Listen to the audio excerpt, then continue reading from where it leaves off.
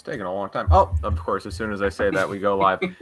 Hello, everyone, and welcome back to another episode of the Cover One Roundup here live on the Cover One YouTube channel each and every Monday night at 7 o'clock, or subsequently wherever you listen to your podcasts. I am your host, Kyle Salagi, joined this and every week by David Fox. And the Buffalo Bills play football on Saturday. This upcoming Saturday, the Buffalo Bills play the Indianapolis Colts in a preseason game at Highmark Stadium. I don't know if you remember, David, the last time the Bills played the Indianapolis Colts at Highmark Stadium, it did not go that well. Didn't go well. Was that worse than the Jags game? No, because the Jags were pretty pathetic, and losing a 9-6 game to them was pretty pathetic. But losing to the Colts by, what was it, like 34 points or whatever it was? Yeah, it wasn't good. Jonathan Taylor ran for like 500 yards or whatever. It was just, I remember being in the stadium that day. It was like a last minute thing that my friend had an extra ticket, so he invited me.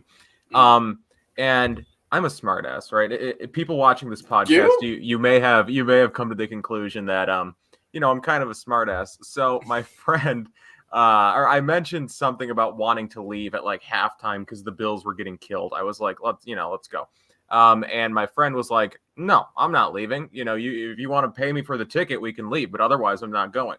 And I was like, oh, okay. Well, that's fair. That's fair. But he had club seats. So we had the opportunity to just go indoors into the club section. Me being a smartass, when he went into the club, instead of leaving in the second half, I just stayed in my seat and got rained on. I was just like, no, I will die with my men. I am not leaving. You don't want to leave? I'm not leaving my seat. That's just the type of person I am. It was only a dunk on me, right? He is clearly not worse off in any way because I decided to stay in my seat and watch Jonathan Taylor score 8 touchdowns against the Buffalo Bills. But that was a personal victory for me that day. I sat there and watched as the Buffalo Bills were dismantled by the Indianapolis Colts, which hopefully will not happen again this weekend. Again, preseason football. Today, David and I are going to be previewing the game, not really, actually, and the preseason as a whole, and talking about 6. I put players, I think, in the headline, but it's 5. We'll go 6 people, 5 players plus 1 person, plus 1 player adjacent, if you will. The people who are going to be watching in the preseason. Way to spoil the podcast, Kyle. Right. Well, you got to get the people going. And then we'll also have the roundup here momentarily. And then we'll finish the show off with the beloved segment, True or Rubbish rave reviews from last week. Everyone was loving the True or Rubbish segment. My DMs, still getting DMs all the time about True or Rubbish. People loved it. Someone wanted to buy it, actually. Someone wanted to buy the audio that I stole. And I was like, you can just simply steal it. But, okay. This show and Cover One in general are brought to you by Underdog Fantasy. Use promo code Cover1. David, can you tell us a little bit about Underdog? I would love to tell you all lovely folks about Underdog Fantasy because we here at Cover One are excited to partner again with the most dynamic name in fantasy football, and that is Underdog Fantasy. If you have just your one home league and that one draft each year isn't enough for you, then Underdog Fantasy is for you. All the fun of drafting your own players, but without the waivers and lineup decisions. Best ball drafts allow you to have all the fun of drafting your team, all the chances to win big with none of the week-to-week hassle. Use promo code COVER1, that's the number 1, when signing up to make your first deposit, and Underdog will match that deposit up to $100. It's $100. Free, basically. Free play if you use promo code COVER1. Even better. Underdog's Best Ball Mania 3 contest is going to make 3 players millionaires. That's right, $10 million in total prizes, $2 million to the first person, $1 million to the second, and $1 million bonus to the team with the most regular season points. 3 chances to win $1 million. Sign up now using the promo code COVER1, that's the number 1, and take your chance at $1 million today with Underdog Fantasy. That again is promo code COVER1. What a deal. What a steal, even one. And it's $100. $100. What more do you want? $200? That's crazy. that you're not getting that anywhere. right. Underdog, good bang for your buck, one could say. That's right. Now, also, if you haven't checked into it yet, I urge you to check out Cover One Pass. Become a One Insider or Insider today. There you will have access to a bunch of exclusive content, a bunch of great written content. We got a Ryan Sullivan article coming out tomorrow. Low Buffa on Twitter has been coming out with some heat. Hans Hansen has been coming out with great stuff. So again, and you'll also have access to the Cover One Slack. Great stuff, always going down. So become a One Pass member and also just subscribe to the channel. If you feel so inclined, a bunch of great content here. I'll plug all of that at the end of the show. So let's just get into it, David. With the Roundup, we have a lot of stuff to get into with the Roundup before we get into our 6 players to watch, or 6 people to watch. The Roundup, of course, is the segment where we round up the latest Buffalo Bills news, rumors, and other things in a Roundup fashion. So we'll just kick off here with the Buffalo Bills depth chart. That was released today. Again, we're, 5 days away from their preseason opener. So Indeed. Right. This is about the time that you usually get the first depth chart. We get the first depth chart today. Nothing really crazy sticking out on this depth chart to me, besides David Questenberry starting at right tackle. But that, of course, is because Spencer Brown hasn't been able to get fully back into the lineup yet. So there's your explanation for that. I don't expect Questenberry, unless Brown, can't go by week 1, which I assume he will be because he's been slowly working his way back into the lineup. I think he'll retake his starting right tackle job from Questenberry before week 1.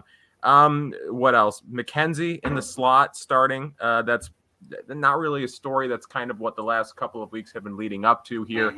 Is McKenzie starting in the slot, at least in the first depth chart. We'll see what happens as Crowder works his way back into practice. He's again fully healthy now, so he'll get some shine here in the preseason, hopefully. And then what else? Maybe Dane Jackson being listed as the starting corner over Kaiir Elam is maybe the biggest surprise, but is it really a surprise with how this regime likes to handle rookies? They kind of like to slowly insert rookies. I think at the start of this training camp, if you would have told me Dane Jackson is going to be the starter opposite Tre'Davious White on the first depth chart, it would have been like, okay, yeah, that makes sense. Same with Matt Hawk being listed over Matt Ariza. Makes sense given with how they handle rookies, at least at this stage, at this juncture. And then Tavon Austin being the starting punt returner. I guess that is kind of a surprise given that he's only returned a handful of punts in the last couple of years. But again, given their returner situation, they kind of, Tavon Austin's a guy that you kind of look at least in the preseason. So David, not really anything surprising, I guess, but just what are your general takeaways or surprises from this first depth chart? Yeah, I mean, I kind of want to focus on the 2 special teams there, right? Like with Hawk over Ariza and Austin over the gaggle of other return people that they have. They don't. So for the return guys, they don't like having a starter that they want to actually contribute to be in the return role. Mm-hmm. So it's not surprising that with Isaiah McKenzie being the starting slot receiver, that they decided they weren't going to put him in that punt return and kick return role. It's not surprising that they put Tavon Austin there. I mean, he's got plenty of experience there. I don't think he needs like a billion training camp reps for them to feel comfortable. It's like, oh, is Tavon Austin going to be okay returning punts? Like, it's natural for him. That's nothing. And I'll be interested because I think they really just want to see, like, okay, whether or not he contributes to the offense is whatever. But, like, if he can actually return kicks and punts, that will be a headache that we don't have to think about for the rest of the year. Mm-hmm. Which will be nice. And it'll be nice, and then they won't have to worry about, like, oh, do we really send McKenzie back out there? Do we really put Micah Hyde back there just to fair catch or whatever, all that sort of stuff that we've seen before. As far as punting goes, I mean, Matt Hawk being the starter, like you said, not surprising. I wonder if that means he'll be punting sort of like as starters do for those first preseason games where it's just like a punt or 2, and then they let Ariza just take the rest of the game to get his reps in and get that live action feel in. That's sort of something I'll be interested in. Questenberry starting at right tackle, not that surprising. Spencer Brown has to work his way back from his surgery. So, nothing really overly eye-catching, in my personal opinion. Thomas asks, what about AJ Epinesa? So Epinesa is listed as the second team defensive end, or edge as they list, right behind Von Miller. So again, as it's currently shaking out, is Rousseau and Miller as the first pairing defensive ends, which we knew was going to happen. And then second pairing is Boogie Basham and AJ Epinesa, which I guess, I mean, if you've listened to this podcast, this will be, if you just take me as Bill's expert, this is a shock, right? Because I've been kind of saying Shaq Lawson's the dude all offseason, which perhaps he's not. Maybe, I was just kind of too I don't know, hyped up on his previous production in the system. But again, Epinesa, I don't want to get fooled again with AJ Epinesa is my issue, because it happens every year. It's happening every year with AJ Epinesa. I went on a rant last week about it. Just the whole best shape of his life, preseason production, training camp looks good, and then the regular season comes and he doesn't show me anything. So I fully expect AJ Epinesa to have 2 sacks, 5 quarterback hits in this 3-game stretch. Everyone's like, oh, he's great coming off the edge in a rotational role, and then he doesn't match that 3-game production in the entire regular season. So we'll see what happens with AJ Epinesa. This is the make or break year with AJ Epinesa. I guess just other things about the depth chart that are sticking out to me as I continue to overlook it here or look further into it. Isaiah McKenzie not even listed as a punt returner, which is, again, as you said, they do not use starters as really special teamers when they don't have to. But then he's the first team kick returner. And Tavon Austin is not listed at all as a kick returner. James Cook is listed as a kick returner. That is interesting, because, I mean, that wasn't necessarily talked about with James Cook, right? Like coming out of college, him being a return person. Maybe has he done that before? Do we know? I don't know. I feel like it would have been, maybe like here and there, but maybe it's just more so like, okay, given who you are, you could. Right, yeah. In college, you kind of throw that to whoever can do it, or if you got someone special, you want to get them back there, obviously. But a team like Georgia is going to have the superstars at every position, too deep at every spot, except for quarterback apparently. But it's that'll be interesting. McKenzie, I mean, that's interesting. Again, that's something we're gonna have to really monitor in the preseason as a whole. Yeah, just because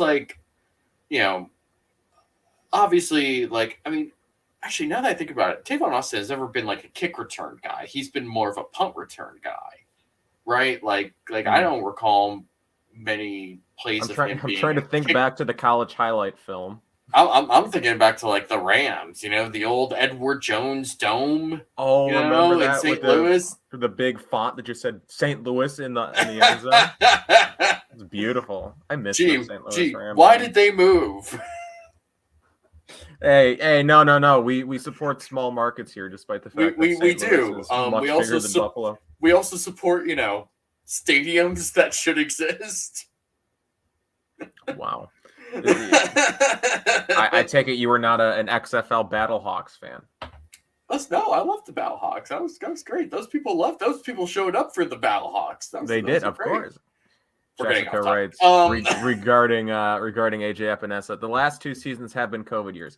Yes, they have. And I have also noted numerous times in the past regarding AJ Epinesa that his struggles aren't entirely his fault. His struggles lie at least partially, if not largely, with the Bills and their indecision when it comes to what they want him to be, the type of player they want him to be. Again, bringing him in that COVID year, kind of asking him to put on weight, or at least, asking him to do something that he didn't typically do, and then completely transforming who he was as a player and as a body type in his first full offseason. And then last year, he's just kind of adjusting to his new game. So there are definitely signs for AJ Epinesa, or at least maybe not signs, but there are reasons to be optimistic that this could be the year that he takes the step. But just I'll believe it when I see it. Yeah, we're not here to get burned. ...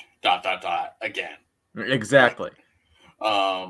Yeah, it is what it is. You know, I'm not gonna sit here and worry about whether or not AJ Epinesa is gonna be the guy, because they have put a lot of effort and money and picks into this defensive line, where if AJ Epinesa isn't the guy that they want him to be, well, you know, so be it.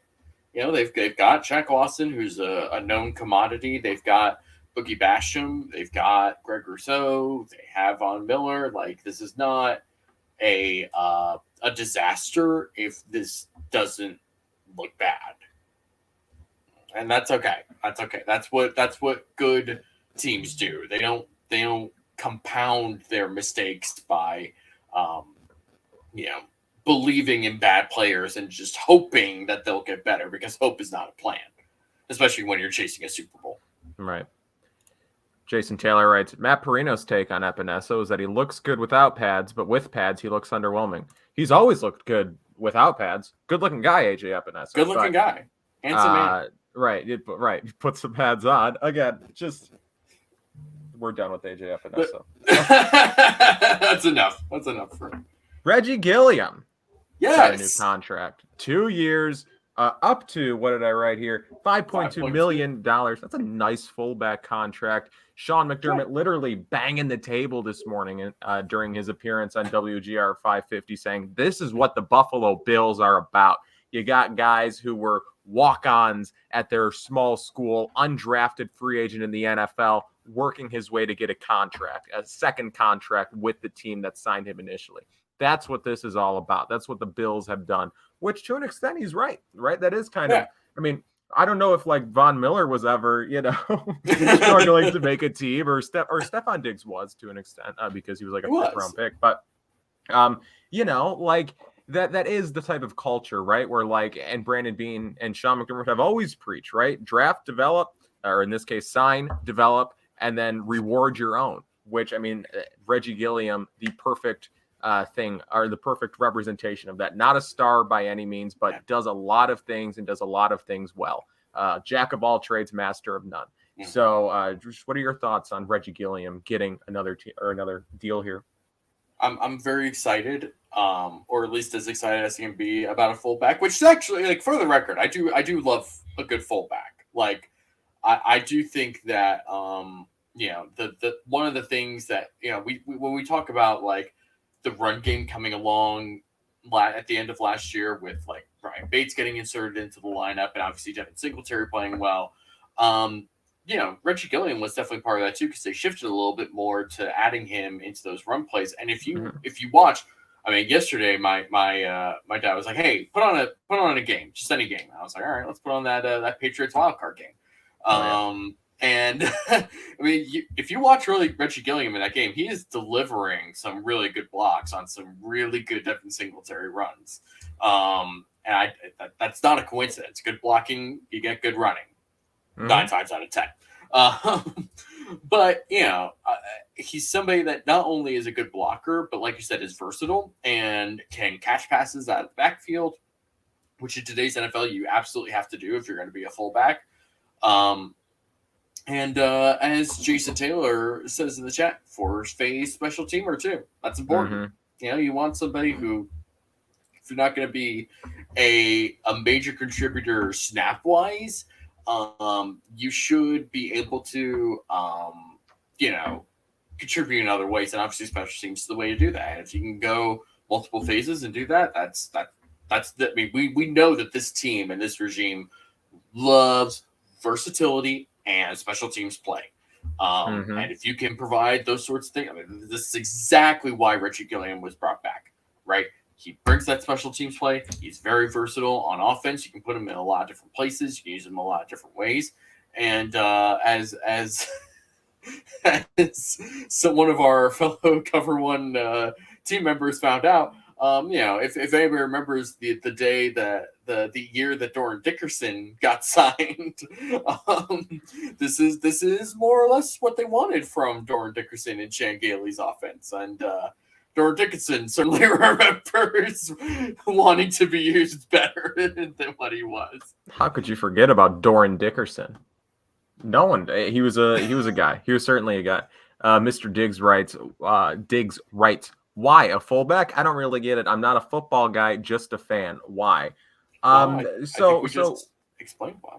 Fullback is the position, the type of position where like not having a good fullback isn't going at fullback really helps you, right? Like you don't need an elite fullback. There are very few of those. And I know Reggie Gilliam isn't one, but having a good fullback really helps in terms, especially a versatile fullback like that, right? In terms of just helping with blocking, helping the run game really, get going there. And at the end of the season, Gilliam was a big part in the Bills' running game getting going. And then also Gilliam can line up at tight end, can just be used as a weapon in the passing game, kind of, I guess, or at least a decoy. But, he can catch the ball, as you were saying, David. Just positional versatility in terms of where you can line him up, what he can do. And then also special teamer. And again, four-phase special teamer. So that's very key. And then just the story, as we said. So it's just good to see a guy like Reggie Gilliam be rewarded for his hard work. Now, just I don't want to feel like we're ragging on one person, but is this Mr. Diggs again, right? Is this because the O-line sucks? A fullback has to block only. An extra tight end should do the same thing. So when it comes to like how defenses play things, like. Defenses have rules, and the goal of an offensive coordinator or an offensive play caller is to make the rules as confusing as possible for a defender. You want to put them in as many binds as possible. And so, like, a defense might have a rule for, like, if this player who is a running back or a fullback is in this spot, then this is our set of rules for when he's in that spot. And then, but when you have someone who is in that spot, then motion out to the slot or maybe to a wingback position as a tight end almost, then the rules change and you're able to manipulate the defense that way. It's tricky. You want to be able to create as many mismatches and opportunities as possible. I think the Ken Dorsey offense, sort of what we're expecting to see, is more about creating as many different looks and mismatches as possible, which is different from what Brian Daboll did last year, which was more like, we're going to spread you out. We're going to just isolate as many different guys as possible. And we believe in our receivers to also make the right reads against coverages to just run the right types of routes that Josh can see. And then he'll just sort of distribute the ball as needed, like option routes have been a huge part of the Brian Daboll offense. That's why they brought in guys like Cole Beasley and John Brown and Stephon Diggs, because they're super smart guys who can run those routes and work with Josh Allen to coordinate all of that together. So it's not just, firing a pass to the sideline and while, another receiver is going deep down the field. It's important to be on the same page. So going back to Gilliam, I mean, if you can find a way to use your fullback in a creative way where it's not just as a blocker, that's what you want to do. That you want to be able to be as creative and create as many of those little mismatches as possible. Well said. That's going to be a clip. That's what I was going for. You can re-listen to that tomorrow on the Cover One Twitter and Facebook at what time do I schedule it? 8:00. Okay. We have a lot to talk about in this roundup. Jesus. Yes. The scrimmage happened last, what was it? I don't remember. It was last week.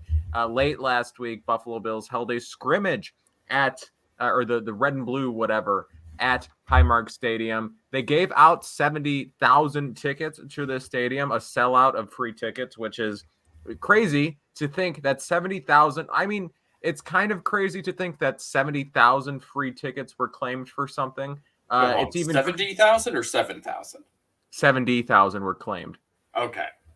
And then 36,000 showed up, which is Insane. 36,000 people for a scrimmage. That's really all I wanted to talk about. That's a crazy turnout for a scrimmage. But I mean, people love the Bills, right, in this town or in Buffalo. You're not here, sorry. Sorry, you're not in Buffalo, right, David? I'm sure you're so upset that you get to live in Florida. But I am upset. Don't try to act like this is some wonderful paradise of a place are you to crazy? live. It's not. What? You don't like? I don't. I despise 100% humidity all year round. Excuse me. I don't like the air being made of soup every time I walk outside. That's not good. The weather's been bad here the last couple of days, or in terms of heat, but I'm sure that's just it's Florida been bad for all the last time. month. Oh well. It was good last Friday for the weather when the Buffalo Bills, played in front of 36,000 people. Again, there has been a palpable buzz here for months, which is just crazy. Again, that happens when you have one of the best quarterbacks in the league, one of the best wide receivers in the league, one of the best coaches in the league, and you sign one of the best defensive ends. And obviously there's always a palpable energy when you one, when the season ends, and two, when the new season is about to start. But this is just ridden through the entire offseason. It's been really something crazy, something that I, as a 24-year-old, have not really had the opportunity to experience in Buffalo. So that's been cool. Also, I would just like to give a PSA. Please do not throw things at football players, regardless of who they are, regardless of your feelings on them, especially not at Josh Allen and Stefon Diggs when they're walking down the tunnel. Please do not throw things at them. Did you see these videos? I did. And what was the thing that was thrown at Josh Allen? Because it looked like a stereo. It was a football in a cardboard box. So what this person wanted him to do was sign it. Right, and throw it back. But obviously, I mean, Josh Allen, I think rightfully so, it just kind of hit off Josh Allen. He's a tank, so it didn't hurt him or anything. But just like the idea of like, why the hell did he throw that at me? And then Stefon Diggs had the right idea. Just picking up the jerseys as they were falling off his body, signing them, and then redropping them. Incredible. Incredible stuff from Stefon Diggs. I died when I was watching that. And then also the last thing to talk about here, we're 27 minutes deep and we're in the Roundup. There is almost too much smoke when it comes to this Odell Beckham Jr. situation. We kind of touched on it last week with Stefon Diggs, or not Stefon Diggs, nothing to do with Stefon Diggs. Andre Reed mentioned on Instagram that he had met with OBJ and that he kind of pitched Buffalo to OBJ. And then you see, I think it was yesterday, something along the lines of Von Miller posted a hype video for himself on Instagram. And then OBJ commented like, "Hey, what's the locker next to you looking like?" And then Von Miller replied today and said, "It's been open the whole time waiting for you." So we'll see what happens with this OBJ situation. But like I said, there's almost too much smoke here, and it makes too much sense for this to happen. He's going to end up signing in like Baltimore or something because that's where all the players go, or he'll end up in Seattle or Baltimore. It'll be one of those two. Seattle makes no sense. So it's if Odell goes to play with Drew Lock / Geno Smith, buddy, that's all on him. It's going to be Baltimore. I'm telling you, it's going to be Baltimore. But again, Buffalo makes a lot of sense, but I don't know. I haven't checked Twitter. It's possible that it's already happened, but I do not think that it's going to happen anytime soon. If you're OBJ, what rush do you have to sign with any team? Like, you're recovering on your own. You're not going to play until December at the earliest, assuming you want to get any regular season games. You're not playing until the final weeks of the season. So why would you not wait until you are like borderline ready to come back and then sign with the team that's the best scenario at the time? Like, no one thinks the Bills are going to come out and lay an egg, but what if they do? And then OBJ is just like, well, I probably shouldn't have done this. Or like just any team that he's considering. If he signed with them now, what if they're not what they're expecting? So I think he's going to wait, and it would be the smartest thing for him to do would be to wait. But David, if the Bills sign OBJ, that's just a Super Bowl, right? I mean, I can't think of any other scenario. I mean, sure, I guess. I don't know. I mean, we got Pornbot's back already, baby. Who keeps bringing their girlfriend into this? Come on. It's Jason. It's Jason Taylor. Jason. But no, I mean, like, yeah, he like you say, he wouldn't be available until later in the year. And while it would be great to have a player that can do what he does, especially in the playoffs, it's not like wide receiver is like a crying need for this team. I mean, it's not quite as secure as it's been in the last few years, but there's also a really good tight end. There's a running back who's going to be getting a lot of targets. I don't think it's going to be quite the same pressure on the wide receivers as it's been in the previous years. So I don't know. I would like it. I would love for this to just be, one of those things where everybody on Twitter is like, of course he went to Buffalo. Of course Buffalo gets this dude, because that never happens. Right, yeah. But we're the spoiled ones now. Right. Usually it's, Baltimore or Pittsburgh or right. We're used to getting spurned by Jeremy New England, Macklin. right? Like it's one of those sorts of teams. But do I think it's necessary? Do I think it's exactly what's going to push this team over the top? Not really. It's nice. It's nice. It's a luxury signing for sure. Yeah. Should it happen?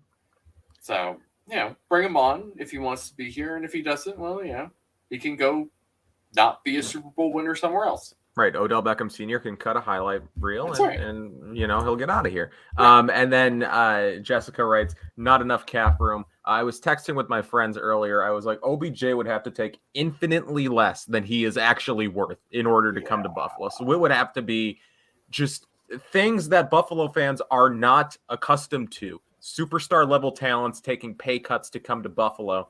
It's something I've never experienced, but we'll have to wait and see if it does happen. Yeah. And then Jessica writes, plus there's only one ball. That is true. There is only one ball, but that ball finds talented players. Like I understand the not argument, but just kind of the concern where it's like, you got to get it to Singletary, you got to get it to Diggs, to Davis, to Knox. You have a bunch of people, and then Allen needs to get his on the ground too. There's only so many plays, and there's only so many opportunities for these playmakers to make plays. But you add in a playmaker, and as we saw in LA, especially in the playoffs, OBJ is going. He makes plays. He is just a talent. Yeah. He makes plays. But again, he has no incentive to sign anywhere, regardless of it's Buffalo with his friends, Von Miller and whoever else, LSU alum Trey White. But no, he has no incentive to sign anywhere before probably December. Yeah. So, Kyle, how are we already a half hour into this show? Because we are killing it, David. Our conversations have been elite. The people are loving it in the chat, and true or rubbish hasn't even happened. The rating grabbing segment hasn't even happened yet. That's at the end of the show, so make sure you stay tuned for true or rubbish. But now, let's actually get into what we advertised. The Buffalo Bills kick off the preseason here in a couple of days, Saturday, as we said at the top of the show. And there are numerous people that we are going to be keeping our eye on throughout the preseason, but we have narrowed it down to 6 for the purposes of this podcast. These 6 people that we are going to be watching most closely here as the preseason commences. So, David, for you, who is player that you're going to be watching number 1? So this is a player who is now going to be given an opportunity with Jordan Poyer's hyperextended elbow forcing him out. And that is Damar Hamlin. And we've talked about Damar Hamlin a little bit on this podcast before about being somebody, potentially long-term being an option for this team after Hyde and or Poyer kind of move on because they're both in their 30s and we don't know exactly how long they'll end up staying here, et cetera, et cetera, et cetera. And with this team's reputation and ability to develop defensive backs from, any place, any round, any, this team made a little corner from Weber State into one of the top 3 nickel backs in the NFL. Like this is what they do.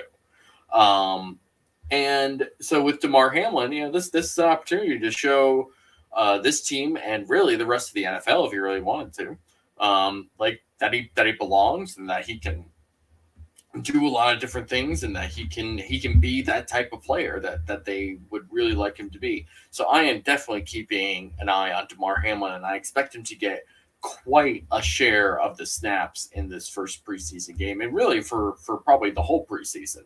And because I don't think they're gonna rush Poyer back from a hyperextended elbow, which sounds aggressively painful, if we're being honest. Like I don't know what that would even feel like.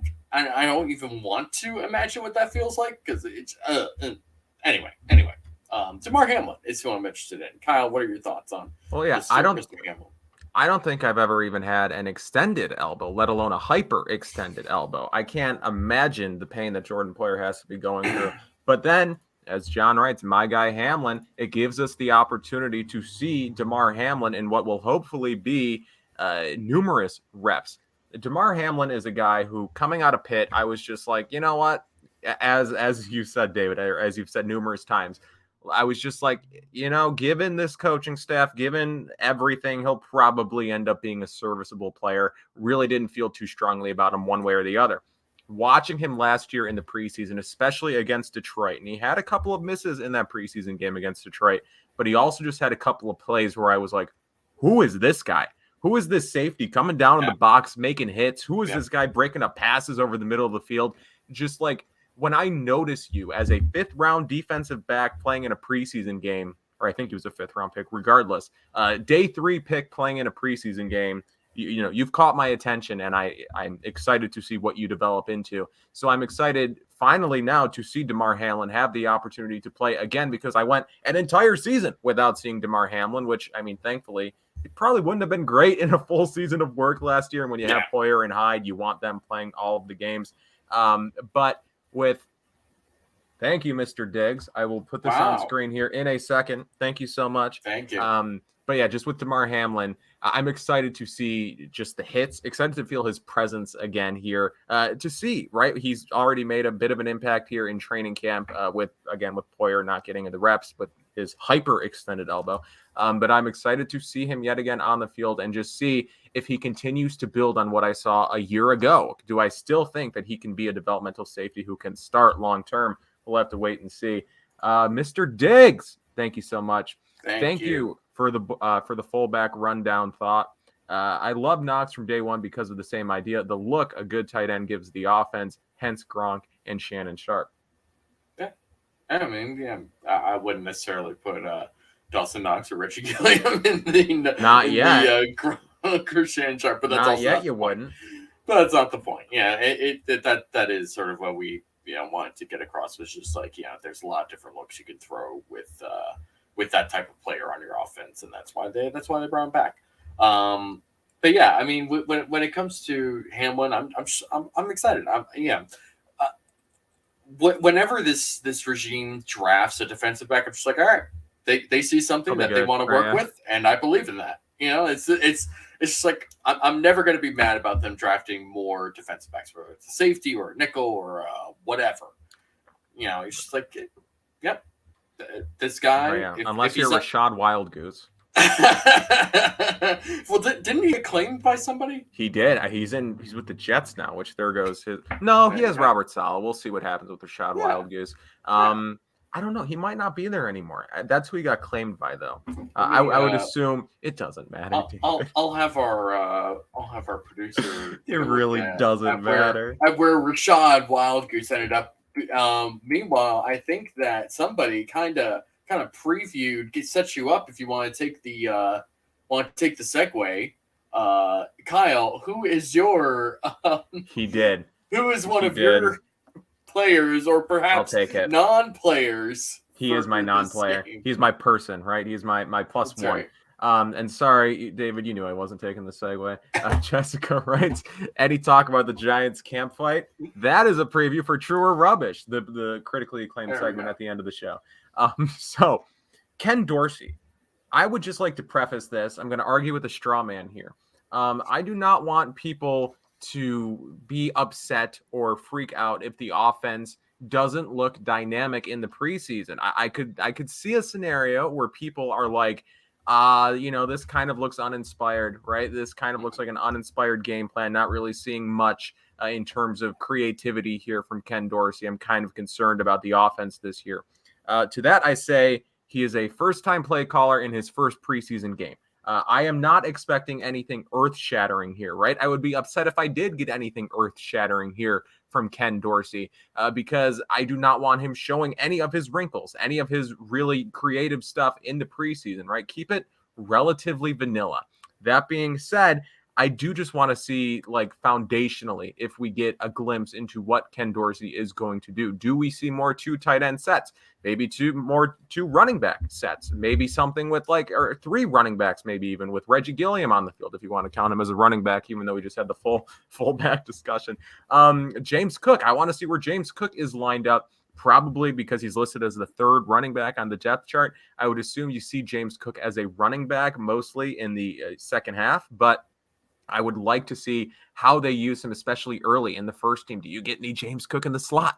Or is he just exclusively lining up, running routes out of the backfield? And then also, I just want to see motion, how motion is being used, because motion was a big part of the Brian Daboll offense, especially.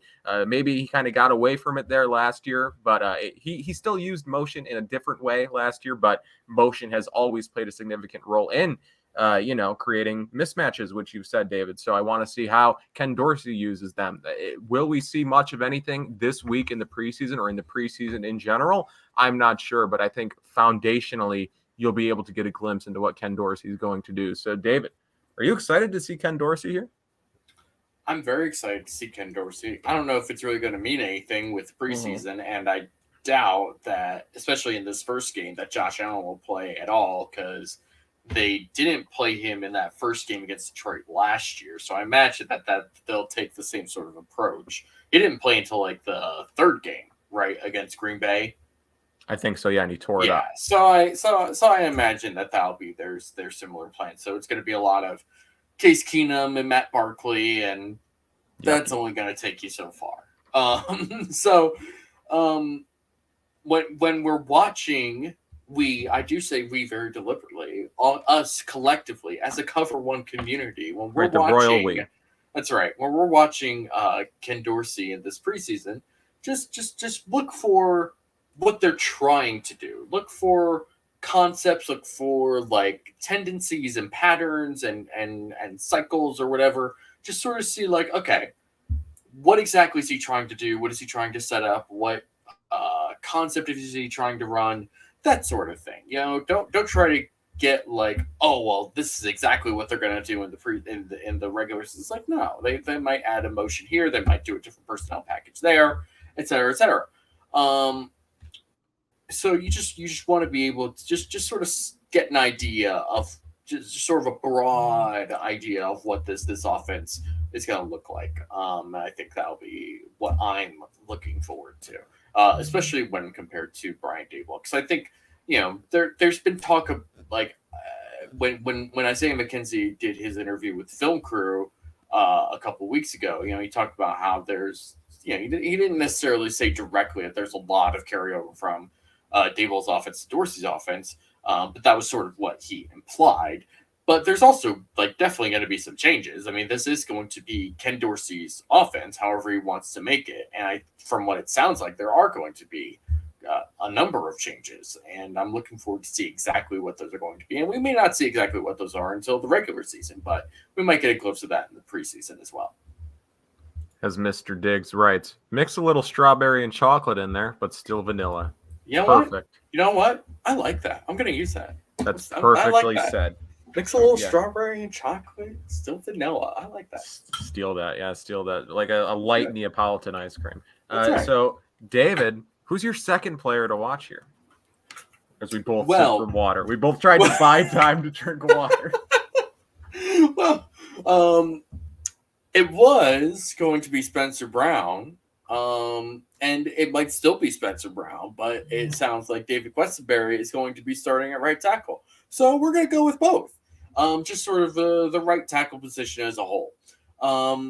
Spencer Brown obviously ended up starting at right tackle last year because they just had to do a whole bunch of shuffling. And for a 3rd-round rookie from Northern Iowa, didn't do too bad for himself. He had some good plays. He had some great moments. But he, obviously struggled in a lot of spots. He struggled, especially against Carolina when he had to get thrown into the left tackle position against a really good pass rusher like Brian Burns, as one might expect. That didn't necessarily go well. But, he's having to work back from this injury. And has it been specified exactly what this surgery was? Do we know? Not that I've seen. I think maybe core, which is the most, yeah. over generalized thing. I will look it up. I can get. So assuming it is core surgery, it's not surprising that that's taking a little bit of time to come back from, because it really does affect a lot of different parts of your body, and it's one of those undisclosed. So I'm lying. Okay, so we don't know. So I am the fake news media that I rant about. I am lamestream media. Yeah. It is what it is. We can think it's core, right? We can just run with it. Who's going to stop us? Right. Yeah, as John DeMarchi writes, hockey, upper body injury. It's either an upper or a lower. It's one of the two. That's right. So, it'll be interesting to see where or how he works his way back in the preseason. And, this is also why you sign a guy like David Questenberry, because he's versatile and can just sort of slot into a position like that. And you don't feel like the sky is falling.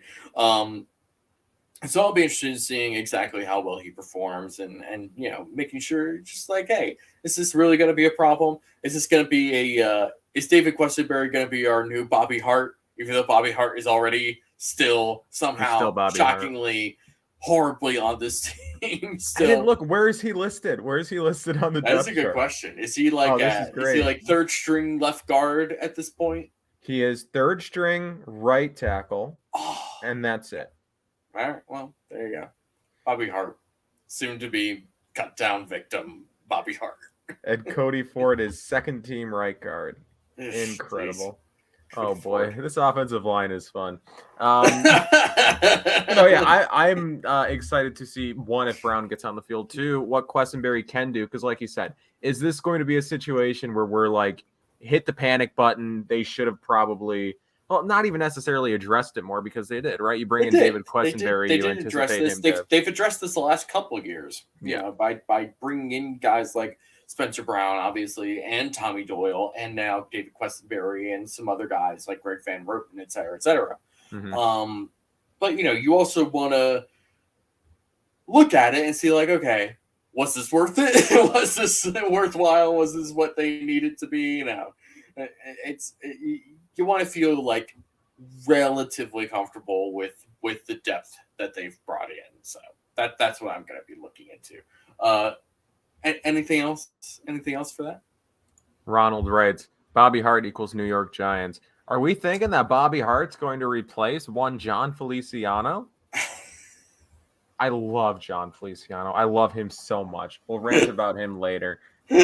He's incredible. What a character.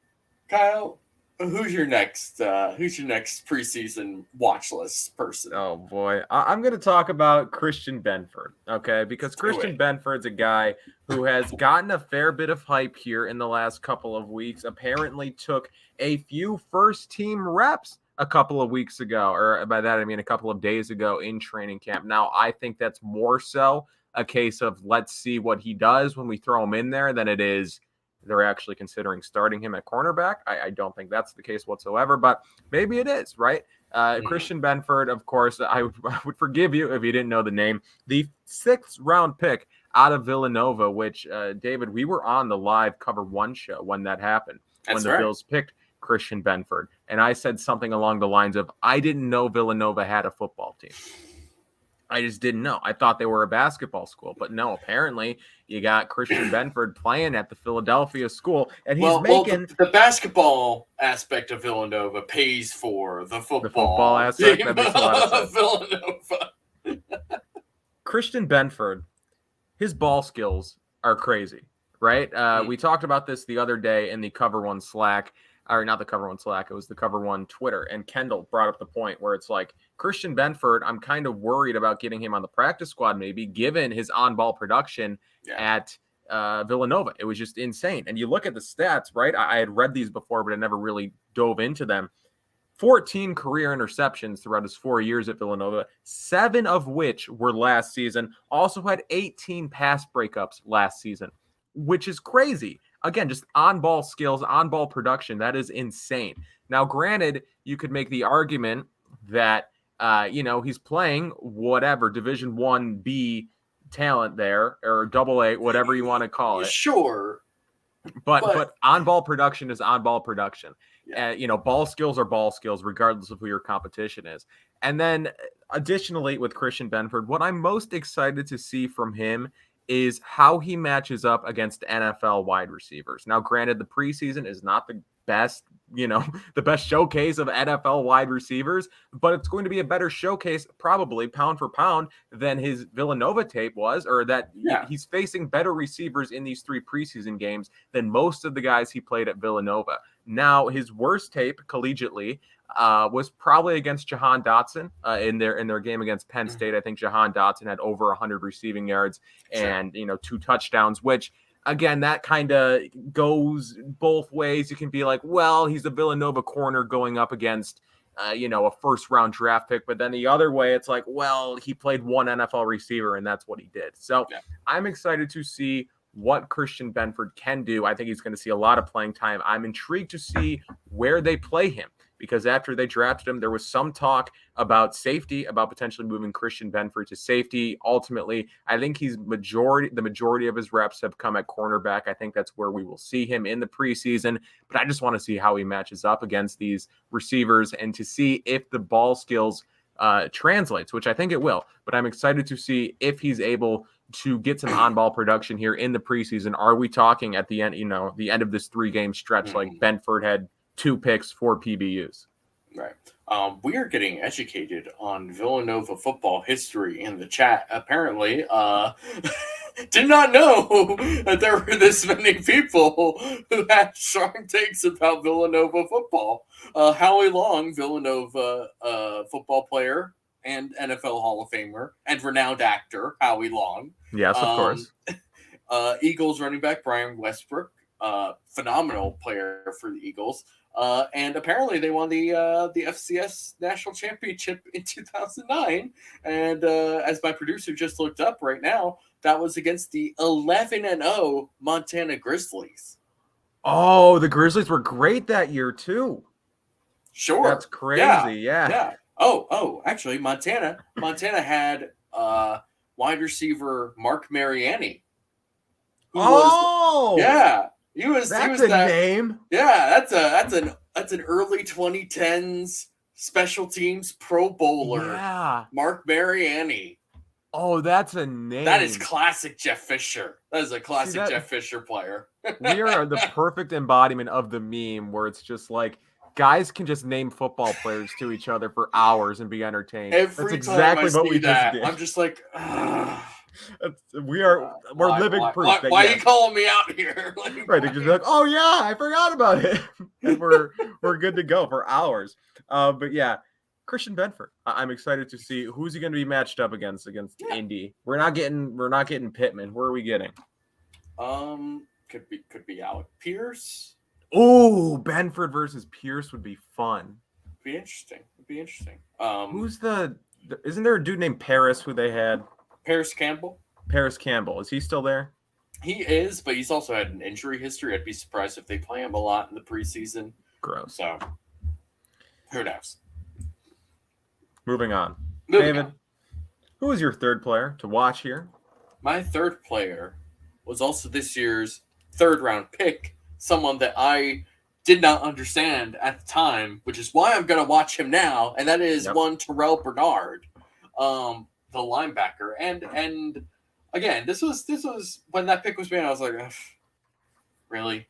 Is this what we need? Is this what we wanted? Right, yucky. And that was after they traded back twice, which is like not a Brandon Bean thing to do, to trade back. And I was like, okay, I'm okay with it. I like trading back. I like him branching out, doing, stepping outside of his comfort zone a little bit. Right. And then he picked a linebacker in the 3rd round that I had never even heard of. I was like, all right, well, I don't know what to do with this.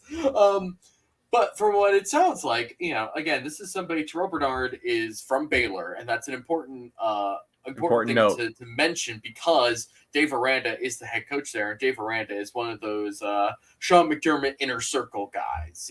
He's somebody that has earned a lot of trust with McDermott, and rightfully so, because from what I have seen and heard of Dave Aranda, he is just phenomenal as a person and as a coach. I don't know if you watched any of that Big 12 championship game between Baylor and Oklahoma State this past year, Kyle. I did. I watched some of it, yes. Yeah, that very last goal line stand, 4th and goal, linebacker is able to push the guy right out of bounds while he's like diving for the pylon. It's like an inch short of the pylon. And everyone on Baylor's sideline is freaking out except for Dave Aranda, who is stone cold. No reaction at all. Just like, whatever. Just like, all right, next we gotta go. Gotta get to the next series. And it's just like, there's something really cool about that. It's just like when you are a total robot to that level, that's kind of cool. But for Terrell Bernard, he's somebody that is more of a Matt Milano type, where he's a little smaller, he's more coverage based. And I'll be interested to see like how he performs in this preseason, but also just sort of where he fits on this team at all, honestly, because like I don't think he's brought in to be a quote Matt Milano replacement or anything like that, because they signed him to a pretty decent contract recently. And I'm just kind of curious where they might put him in, because I don't think they're going to bring him in for like base defense types of looks where they have 3 linebackers on the field, because he's not necessarily big or strong enough to take on those sorts of blocks that you want from a Sam linebacker in that type of role. I don't know. It's just it's interesting, and it's sort of why I was wary and unsure of the pick at the time, and I just want to see exactly what the plan and the thought process for Terrell Bernard is going to be, and just in general, how he plays on the field. That's what I'm going to be looking forward to. So to provide maybe a little bit of insight, Terrell Bernard not listed at all as a base 4-3 linebacker, not at weak side linebacker. The third linebacker, the depth chart shakes out as Tyrell Dodson, Joe Giles Harris, and Markel Lee.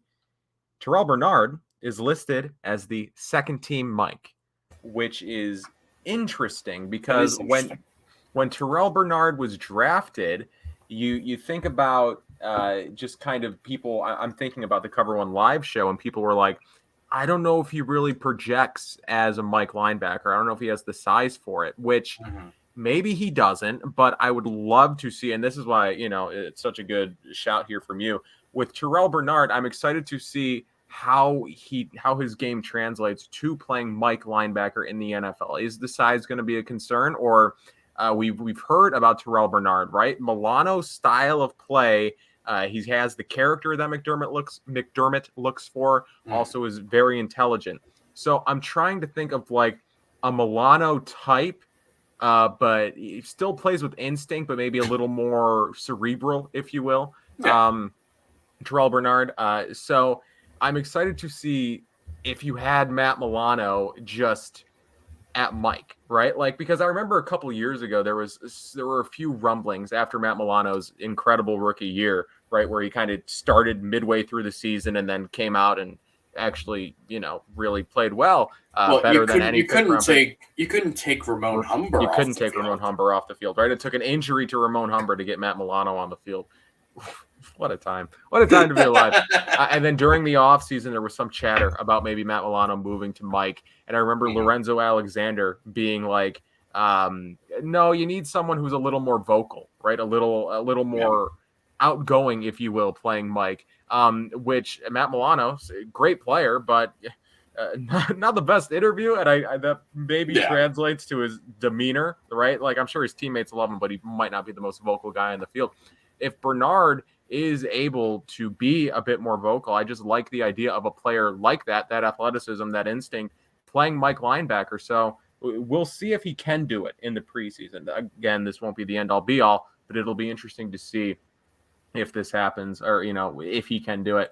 Mr. West Ashley writes, Bernard is Milano's replacement. I think, if anything, he is a Milano insurance policy, right? They re-signed Milano. They obviously like Milano a ton. Again, kind of what we talked about earlier with draft, develop, re-sign. That's exactly what they did with Matt Milano, right? 5th round former safety out of Boston College, who they turned into a very good linebacker. So I think they do like Milano, but you do have to look at his injury history. Dude misses numerous games each year with numerous injuries, most of them hamstring injuries. So I think he's an insurance policy. I don't know if long-term he is a replacement, right? Because Milano still has how many years left on his deal? I think it's going to be 2 after this year, right? I think something like that. And maybe that's Bernard's floor, right? Maybe his floor is worst case scenario, Milano gets hurt and Bernard plays, and then maybe we have to make a tough decision one day. But ceiling, I think, is, if he shows out here, again, preseason is not the end all be all, but I am excited to see if he does have the skill set to play Mike. My last guy who I want to watch, if we have nothing else to say about Terrell Bernard, is Jamison Crowder. He's a guy who we haven't really been able to see because he's been hurt. And as we've said numerous times on this podcast, every time people are talking about Milano here in chat, I will not stand for Matt Milano slander, for Matt Milano chatter even. Matt Milano is my dude. But with Jamison Crowder, Isaiah McKenzie kind of took the slot receiver role, the first team slot receiver role in camp thus far, and has just ran with it. Everyone's talked about Isaiah McKenzie. Everything that needs to be said about him has been said, but he has missed the last couple of practices with soreness. So has Khalil Shakir. He also missed practice with soreness. So Jamison Crowder has gotten the vast majority of reps in the slot these past couple of practices, and I'm probably, I would bet that we're going to see McKenzie and Shakir play in this preseason game, or at least maybe be active for it, assuming their injuries aren't more than what they're leading on. But I do think you're going to see a significant portion of Crowder here in this preseason, especially week 1, but later on in the preseason. And I'm excited for it because he kind of has gotten not the fairest of shakes here, right? Didn't have the opportunity to really win the job. And then McKenzie, who has some level of familiarity with the offense, with the verbiage, with all that stuff, he's been with this offense in some capacity for numerous years. He's been with the offense longer than Dorsey. So, because McKenzie shows up in 18 and then Dorsey gets hired the next year. So he's just kind of taken it and run with it. And Crowder really hasn't had the opportunity to snap back here. So I'm excited to see in the preseason, again, not going to have the greatest quarterback play, assuming Allen doesn't play all that much. But I just want to see consistency from Jamison Crowder, which is something that Isaiah McKenzie really doesn't offer. You compare them, like maybe he can, but historically, Isaiah McKenzie is kind of a boomer bust player, high floor, low ceiling. Whereas with Jamison Crowder, he's more of that middle ground, right? Consistency, not really a splash play guy. Don't say those terms. But I can't say splash play, the splash play fallacy, if you will. But with Jamison Crowder, I am interested to see if, 1, he can stay healthy, and 2, if he can kind of eke his way back into this competition. So, David, tell me why I'm wrong about Jamison Crowder. Well, I don't think you are. That doesn't make for a whole lot of great back and forth or arguing. But we talked about Jay. We hyped up Jamison Crowder quite a bit this offseason, right? We thought this guy was going to definitely be the starting slot guy, and that was before obviously he got hurt, and then Isaiah McKenzie just started having a amazing training camp rather, and then they drafted Khalil Shakir obviously early. Yeah, there were a lot of different things. There were a lot of different options for the slot. There's still a lot of different options for the slot. So to me, the safest option would be Jamison Crowder, because he's somebody that has been very successful and pretty consistent in the NFL. But again, you got to be available if you're going to be that type of dude. And injuries have been his issue in the NFL. It's been his issue during training camp. So if he can be on the field, I think they want to involve him and have him on the field and be there to be as good as we know he can be. Whereas, McKenzie might offer a little bit something different, and Shakir, is probably more of a future plan because, again, Crowder is a 1-year rental type of guy. McKenzie was only signed to a 2-year extension, and now for a ton of money, so they can probably get out of his contract, I believe, with minimal issues next year if they really felt like it. There's options. There are players on this team, as one Sean McDermott said not too long ago. But I do think it'll be interesting to see even just how much Crowder plays because have they hinted at Crowder playing a lot in this first preseason game at all? Not that I know of. Okay, so who knows? He might get a lot of run. He might not. He might not even get a ton of run. Maybe he won't play. Yeah, because they might just say, you know what, we trust that you know what you're doing, and we'll give you some reps with the first team when they go out there. But yeah, it'll be interesting to see what they do with Jameson Crowder. I don't know, man. His roster status is cloudy, man. I don't even know if he's gonna make the team.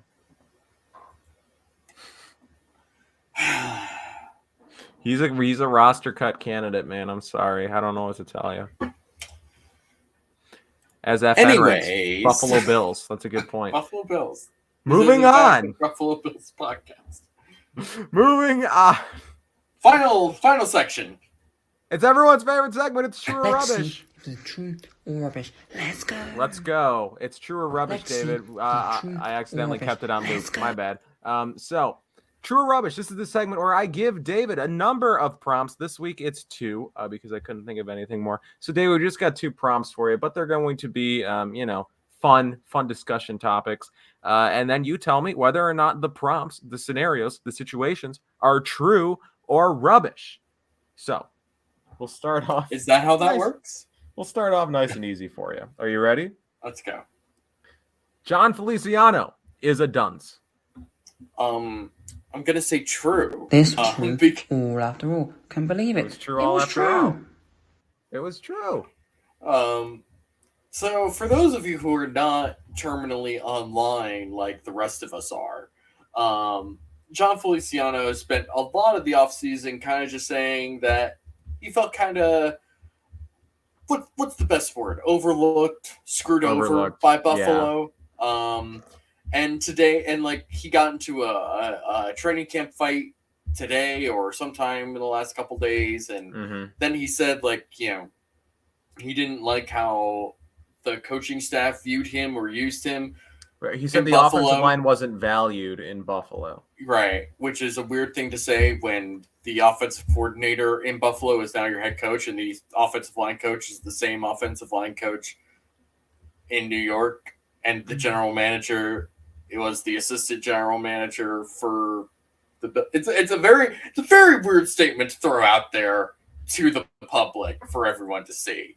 But as anybody who's familiar with John Feliciano from his time in Buffalo knows, he says what he wants to say. Doesn't have to make sense. He's just gonna say it anyway. No, it doesn't. It rarely makes sense. Yeah, I understand what John Feliciano is trying to do, right? Because he did the same thing when he got to Buffalo. He kind of says some things about his old stop and how this stop is actually good, right? Like the last team I was with were bad. This team is good. And it's a way to endear yourself to your new fans because that's really the only thing that matters. For John Feliciano right now, why would he care about what people in Buffalo think? No. But just you look bad. You look silly. When you come out and publicly say, my old team did not value the offensive line, or you imply that, you say something along those lines.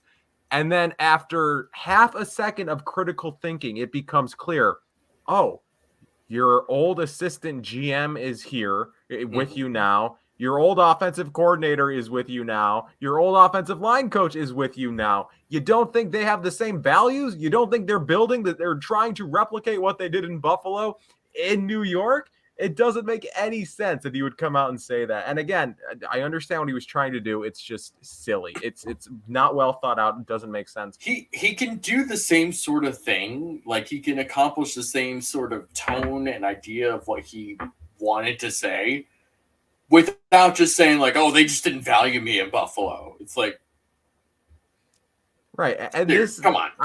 I think I've clowned on him in the past in this podcast, but he said something like a couple of months ago. He was on Ariel Helwani's show. Ariel Helwani, big Bills fan. So he was talking to Feliciano, and he was talking about the last 13 seconds of the Kansas City game. And Feliciano said something along the lines of like, yeah, it was heartbreaking to see that, but also they kind of got what they deserved. And it's like, at no point, no one's takeaway from that game, I promise you, besides John Feliciano's, nobody's takeaway was, had they started John Feliciano, had they got him on the field, they would have won that game. 13 seconds doesn't happen with John Feliciano.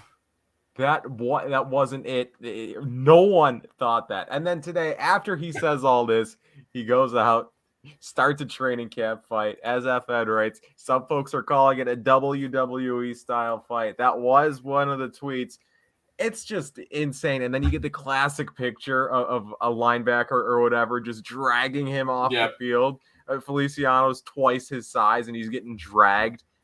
You love to see it. Again, Feliciano, good personality when he's on your team, and that's what he's doing, right? He's an instigator, if you will.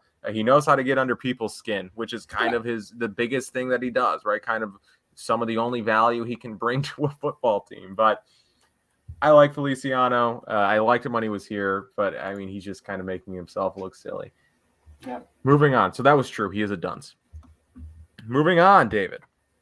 True or rubbish? Odell Beckham Jr. will wear a Bills uniform this season. I'm calling that rubbish. It was rubbish all after all. It was all rubbish. Wow. Why is that? This team is already trying to figure out what to do at receiver. And with the number of... I mean, we've talked about this just on this podcast about, wanting to, give a lot of different looks. Well, a lot of different looks includes a lot more 12 personnel. It means a lot more 20 personnel or 21 or whatever it is that they want to do. And that means, putting other receivers on the sideline for a bit. And, I mean, Odell Beckham's been in that situation before in Cleveland, where he was put on a team where they ran a lot of tight ends and a lot more running backs, and had a quarterback where he didn't necessarily want to give him the ball. And when you already have Stephon Diggs and Gabe Davis on this team, who are expected to both have really strong seasons, it's like, I don't know if this is the place where he wants to be to get the type of production and attention that he wants. And I don't mean attention as like glamour or anything like that, or some sort of off-field attention. I mean, just like, he wants to be a valuable part of the offense. I don't know if he's going to be a valuable part of the offense the way he was in LA, where even though Cooper Kupp was, almost a 2,000-yard receiver, he was like Odell Beckham opened up other things or allowed them to do other things on that offense that didn't involve Cooper Kupp or just running the ball. And he was well on his way to Super Bowl MVP before he tore his ACL in that game. So I don't know. It would not shock me if they decide to make a play for him, especially if, God forbid, there are injuries to the wide receiver room and they need to figure out a way to replenish that position group. But I just don't know if this is something that we should be expecting to have happen or, wanting to believe that this is going to happen anytime soon. It's definitely not going to happen anytime soon. He's just going to, figure it out. He's won his Super Bowl. He contributed to that Super Bowl. He has nothing else to prove, in my personal opinion. He got what he needed and what he wanted, so, he can do whatever he wants now. feel As that. far as since we have Daniel bringing this up, bad for the locker room. Don't want him. Was he bad for LA's locker room? I mean, he didn't seem to be an issue with them, right? Like, I don't necessarily like. Yeah, you build a culture. If you have a good culture, it's not going to be a fragile culture, right? Like, Right, yeah. You build a good culture to where you can take a risk here and there, and you don't take every risk because that's dumb and that's how you get yourself into a bad position. But you take a risk here and there, and you say, all right, well, we can bring this guy in, and if he is the quote unquote cancer that people say he is, then we can get rid of him and things will be fine. But like this team has guys like Josh Allen and Stephon Diggs and Dawson Knox and Mitch Morse, where I don't think he's just gonna disintegrate all the good stuff that this coaching staff and this locker room has put together. I don't see that happening. I don't see that as an argument full of merit, in my opinion. I agree. Jason writes, what receiver, if any, would you cut to make room for OBJ? I wouldn't cut any of them. See, what I would do, I don't know if you would be happy with it, but again, if I'm playing Madden, I have the controller. I would just sign him, right? Figure out the rest. Like, OBJ is versatile enough, a talented enough player that he can really do anything, right? I can line him up wherever I want at any receiver spot, and he'll be productive. He'll find production. What if we get midway through the season, Crowder's hurt, McKenzie's up and down, OBJ comes in and plays the slot? I'm into that. I don't have the snap position breakdown. I don't know how often OBJ has played in the slot throughout his career, but he could do it, I'm sure. Yeah, we'll see. We'll see what happens. You heard it here. You heard it here first. OBJ slot receiver. But no, I wouldn't cut anyone. I would just just collect everyone, collect all the good players, and figure out what to do with them. Designers make it work. Thank you guys for watching. OBJ can also punt return, kick return. Exactly. That's what we're bringing OBJ in to do. He's going to be our returner. He's not going to even play offensively. That's how stacked the Bills are. You bring in OBJ to be a teamer, and he would do it, and he would smile, and he'd be happy with it, I'm sure. Thank you guys for watching. I think that's it. Make sure to subscribe to the Cover One YouTube channel. Here you will have what am I saying? I'm trying to rush out of the room here. I've been talking for too long. Thank you guys for watching. Make sure to subscribe to the Cover One YouTube channel. Bunch of great content here each and every week. You have the Air Raid Hour here coming up in like roughly 45 minutes. And then we got tomorrow, you got the Film Room, you got Going Deep. And then on Wednesday, you got Cover One Buffalo, you got the Skies coverage, you got the Cover One Fantasy Show coming back. Bunch of great content basically every day here on the Cover One YouTube channel. So subscribe. Also consider subscribing or becoming a member of Cover One Pass. Again, become an insider where you'll get great in-depth breakdowns, in-depth written articles, and access to the Cover One Premium Slack where you can talk about a wide variety of topics with a great community of Bills fans always discussing something there in the Slack. So check that out. Affordable price. Look into it if you feel so inclined. Make sure to subscribe to the Cover One podcast feeds on iTunes. Leave a review if you want. Rate and review, whatever that that language is, that verbiage. What else? Cover One is sponsored by Underdog Fantasy. Use promo code Cover One for to have your first deposit matched up to $100. Did not get that confirmed yet, and I'm not going to. I'm just never going to get it confirmed. You can assume it's US dollars. I think that's a safe assumption. You can follow David on Twitter at DFAUXY or at DFoxy. You can find some very inconsistent tweeting from me on there. Kyle, where can the people follow you on the tweet box? They can follow me on Twitter at Kyle Salagi. Thank you guys for watching. We will talk to you next